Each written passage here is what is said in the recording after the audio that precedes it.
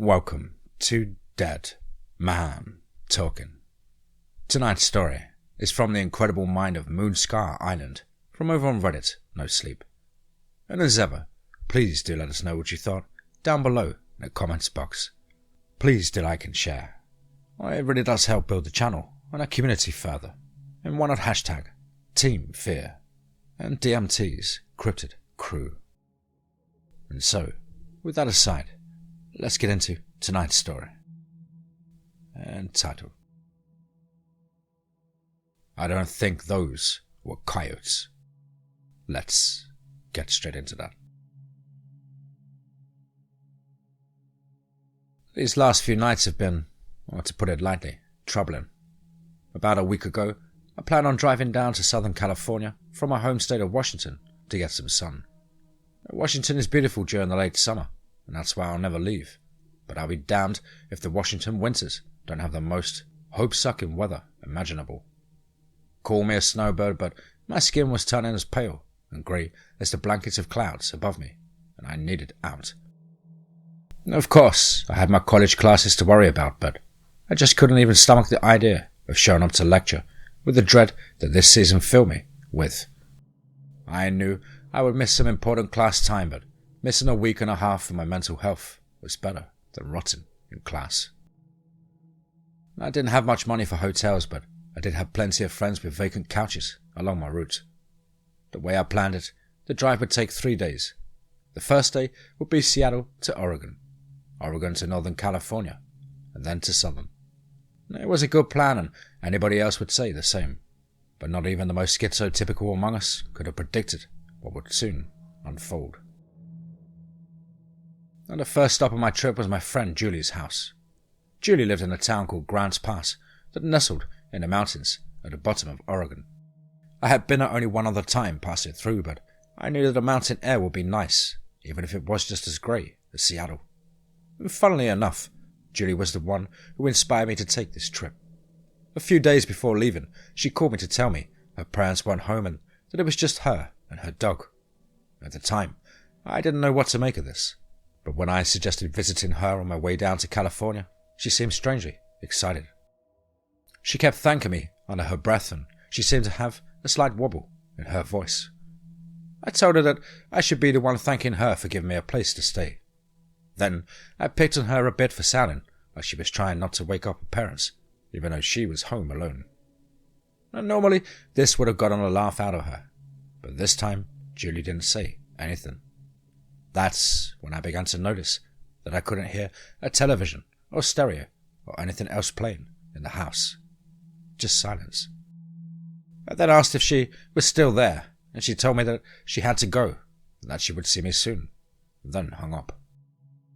I thought it was a bit out of character, but I didn't think much of it because I hadn't exactly felt like myself these past couple of weeks either. At around 9 o'clock I left Seattle for Julie's and estimated I would make it there before dinner, and I was almost right. I hadn't anticipated the lunch rush important, but I still made it to Grants Pass around twilight. I had to drive down a back road away from the town centre for a few miles till I got to Julie's. I pulled into her driveway and began unloading my car trunk. And after pulling out my suitcase and overnight bag, I stopped to look around. The sky was a bright pink, and I could still see the lights from town with the sky below it. Julie's house sat on an open field about 2 or 3 acres in size, and with a dense tree-like surrounding. I took a deep breath of the mountain air, and I felt like a new life was entering my body. My shoulders slouched back down, and the tension left my forehead. I had become so relaxed there that I didn't even notice that Julie hadn't come outside. Again, I rationalized it all to her just being distracted, and so I rang the doorbell. She opened the door before I could even get my finger off the button. I got the feeling that she had been standing behind the door, just watching me from the window. Despite not wanting to step outside, Julie did seem happy to see me. She hugged me and her eyes looked excited, yet tired. We exchanged greetings, still using that almost whisper, while her dog Roscoe wagged his tail at our feet. I took my bags in and noticed that despite the beautiful sunset, all of her curtains were closed. I asked if she had a spare bedroom that I could keep my stuff in, but she said I could sleep in her room. I was a bit confused by this and didn't want it to go where I thought it was going, but she seemed to insist, and so I gave in. She asked if I wanted anything to eat, using a more normal voice volume now, and I told her I was full from eating on the way. I suggested that we should watch a movie that night, and she agreed, but just told me that she didn't want the movie too loud because it would hurt Roscoe's ears. I thought this was an odd thing to say, but since she had seemed to warm up a little bit since I'd got here, I didn't question it. We sat down on her couch around 9 o'clock to start the movie. We both had laid under blankets while Roscoe lay between us.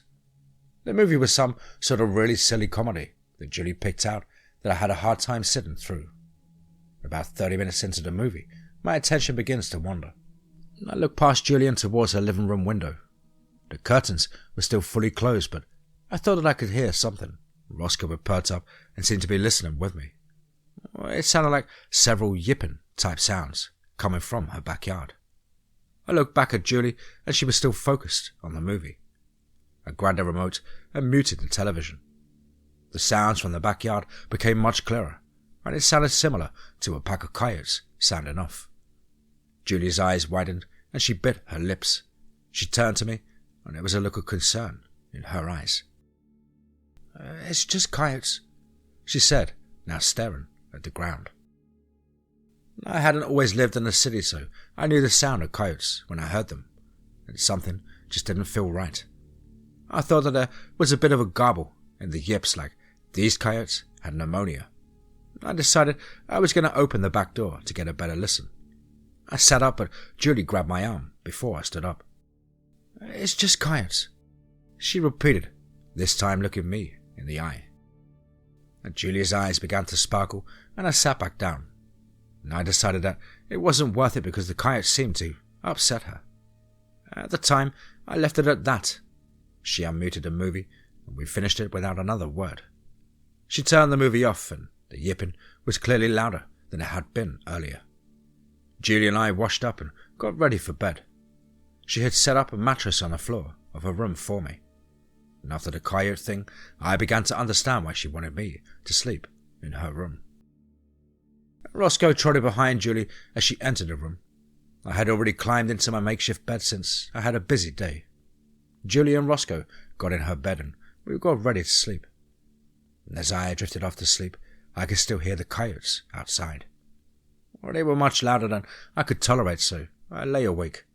I turned my head to Julie as she was looking at me. How long has it been like this? I asked. And Julie looked away from me and stared back at the ceiling. She was silent for a minute before answering. Well, there's always been coyotes, but they changed only a few days ago, after my parents left. She replied, It's best to get some sleep, while you can. I thought I was a bit overdramatic, but decided to just try and get some sleep. And after a while, the fatigue was too much and I drifted off. At this point, I doubt even honking a freight train could keep me from a good night's rest. Too bad there wasn't a freight train. It was around 1 a.m. when I was awoken by grinding noises. I looked over to see Julie, already awake and holding Roscoe's muzzle close to keep him from barking. I began to ask what was going on, but she shushed me. Even though she seemed panicky, there was an aura of confidence to her, like this was part of her routine. Her head was on a swivel as the scraping continued getting closer to her room. I didn't know whether to duck under the covers or get up and grab something. For my ego's sake, I luckily chose the latter. I quietly got up and fumbled through my bag. Under my deodorant, I could feel the cold metal. It was my knife that I had brought for the road. It was just a mouldy tool, but it would do. I stuck my nail in the slot and tried to get the stiff knife open. The blade was only the length of my pinky and whatever was outside. It sounded big. I looked over to Julie as she motioned her head towards her pillow. I reached over to my pillow and found a large chef's knife tucked away. I quickly thanked whatever deities may have been listening and ordered this knife instead. The garbled yips became louder as it seemed like more approached. Soon I could hear even their claws scratching just outside Julie's window. My knuckles were beginning to turn white as I clinched the knife, and Roscoe had stopped trying to bark and moved under the bed. Soon I started to crash from all of the adrenaline and began to nod off, but was quickly awoken by a new noise. It was a low thud, and it was coming from the living room. Then I remembered Julie's glass back door, and that these things had found their way in. They kept thudding and thudding against the glass until we thought they were almost going to get in. We heard the first crack and knew that with a couple more good slams, they would be inside. Julie and I braced ourselves for a fight that neither of us was prepared for, but then came more familiar noises. The thrumming of a helicopter came over Julie's house, and then a light so bright it shined through Julie's curtains and filled the room. Those things outside sounded like they were going mad. They yipped more intensely than they had before, like they were in danger. It was hard to hear over the helicopter, but their sounds grew more distant, as did the helicopter. And so all we could hear was the faint sound of the helicopter flying off into the mountains, and then all was silent again. The knife fell from my limp grasp and popped the mattress. I was slowly lowered to the ground and sat for a moment, preparing to process everything that had happened. Did this happen last night? I asked. No, Julie replied between breaths. No scratches, no helicopter, she gasped out. She lay back down and so did I. I felt a hard floor beneath my shaking body. I asked if I could sleep in her bed and she agreed. Julie, Roscoe and I all cuddled up in her bed. I was still on edge, but my intuition knew they weren't coming back. Before my mind could fully understand what had happened, I drifted off to sleep.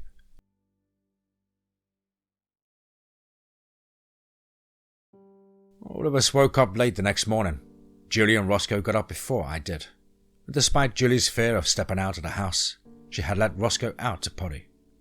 I got up and followed her to the back door. The door's glass had a spiderweb-type crack at about waist height and a single large fissure that extended from top to bottom. I walked through the door and met Julie on the back porch. The cold mountain morning air hit my tired lungs like a punch. I felt the crunch of glass under my slippers as I stepped out and saw Julie standing with a knife watching the trees. I greeted her and she jumped back a little as she turned to me. I watched the tree line as Roscoe ran around and eventually turned my attention to him. He had already gone and was now sniffing around. Julie was too focused on the tree line to see Roscoe sniffing around the sides of the house. I stepped off the porch to get a better look at what had gotten his attention and saw the marks. The sides of Julie's house looked like it had been torn to bits. Ripped shingles were scattered all over the grass, and I could see droplets of blood around as well. Roscoe had stopped to sniff a hole in the ground, and I walked over to check it out and saw the footprints. It looked like what I think a coyote print looks like, just larger and longer. We came back into the house and I went to pack my bags. Julie urged me not to go, but I had already planned to leave that morning, regardless of the horrors. She begged me not to go, but I needed to get out of there. I couldn't stand the guilt of leaving her alone again here, and so I offered to take her along with me. She hesitated to leave her house abandoned, but knew that the house wasn't safe anymore if the same thing happened again.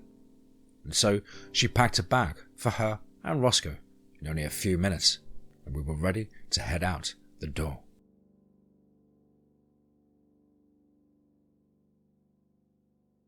My hand reached for the doorknob and I froze, and through the door's small window I saw a silhouette of a head and shoulders standing on the landing. Roscoe started barking for the first time since I'd got here, and I looked through the peephole in the door. A man in dark sunglasses was standing there and looking down at his watch. The man was wearing a spotless Forest Service uniform with creases that still looked fresh. I almost thought I saw a tag poking out the top of his collar. And on his hip he had a standard walkie-talkie, but had one of those wire earpieces in along with a standard flashlight and sidearm. I started staring at the gun, trying to remember the last time I saw a US Forest Service with a firearm. The man looked up from his watch, and rather than ringing, he stared right at the peephole. I started to get lost in the man's eyes and was only snapped out of it by the clicking of the door latch. During that time, I had unknowingly turned the knob and opened the door a crack. It was too late now, and I had to commit. He knew we were there. Roscoe stopped barking. I hid behind Julie. I opened the door fully to confront the man. I nervously looked down and saw the man's clean and shiny jackboots. I looked back up to meet the man's gaze, and he spoke. Morning. Sorry to bother you. The man said flatly, almost rehearsed. Good morning. I choked out. Can we help you, sir? Anything out of the ordinary happened last night? He asked. Just some loud coyotes, I answered. Then my eyes moved towards the front yard and I saw the man's black SUV in the driveway. The grass had deep chunks taken out and more muddy tracks. Debris from the side of the house was scattered on the lawn. And as I looked at the wreckage, the man looked back as well. He quickly turned back to me. Just coyotes, he said. Yep, I answered with a nod. Anything else? Nope. Actually, we're all just about to leave for the weekend. You do that, the man said with the smallest smirk, and then back to blank. And the man turned to walk back to the SUV. He climbed in the passenger side, and the SUV rolled back down the driveway. But once it pulled onto the road, it drove for a moment before parking on the shoulder, still within our view. I took this as our cue, and we loaded our luggage into my car. I pulled out of Julie's driveway. I had to reluctantly drive past the SUV. When we pulled past, I looked into the windows. The windows were as black as the SUV. But I could still see inside if I looked closely. It may have been just dark, but I'm pretty sure that I did not see anyone inside. We passed and continued down the road into town, and after that, we continued my trip as planned. We didn't talk much about anything during the drive. The following nights were not easy. Both me and Julie tried melatonin, but it was no use. Each night, as I began to enter the state between being awake and asleep, I would begin to hear them. Eventually, Julie tried some cold medicine to go to sleep. It seemed to work for her, but I couldn't take it since I needed to drive. I was in a malaise through most of the trip. When I was asleep, I feared what they would have done. And when I was awake, I feared what they may have been. I almost forgot what it was like to sleep peacefully. Sometimes, when we would go out to eat, I would forget all about it for a moment, but it always came back. And Julie is asleep right now with Roscoe, and I am hidden under a blanket next to them, typing this up. It's even harder to sleep right now than it has been. My fingers are trembling, and I have a tight feeling in my chest. We are on the last leg of our journey, and I have to take Julie home tomorrow, but I can't think about what may be waiting for us there. I have to sleep. I have a long drive tomorrow.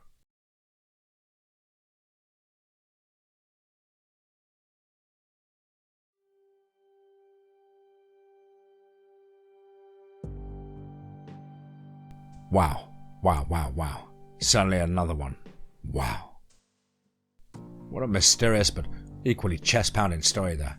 And that's from the incredible mind of Moon Scar Island, from over on Reddit, No Sleep. A big thank you, Moon, for allowing me to narrate your story on the channel. Really did enjoy this sort of mysterious take on the whole Dogman sort of legend. Of course, I hope you enjoyed my rendition, and will certainly be keeping my eye out for more of your work in the future. Well, guys and girls, as ever, you know the drill. Please do let us know what you thought down below in the comments box. Please do like and share. It really does help build the channel and our community further. And why not hashtag TeamFEAR and DMT's Cryptid crew. Now, if you have a story to share with us here on the show, then why not get in touch with me at the contact email, which is as on screen. Contact the dead one at gmail.com. I really look forward to hearing from you. As always, guys and girls, I hope you're all well and happy and finding fit. But above all, remember, be safe, not sorry.